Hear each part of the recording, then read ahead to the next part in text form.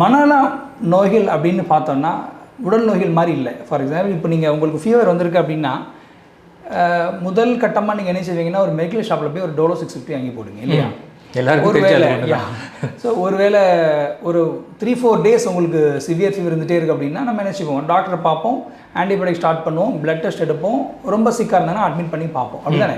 அப்போது 10 பேருக்கு ஃபீவர் வந்துச்சு அப்படின்னா 9 பேர் என்ன செஞ்சுவாங்க, கட்டாயமாக டாக்டரை பார்த்து ஒரு ட்ரீட்மெண்ட் எடுத்துருவாங்க. ஆனால் மனநல நோய்கள் அப்படி கிடையாது. நீங்கள் கேள்விப்பட்டீங்களா, ஐஸ்பர்க்னு சொல்லுவாங்க.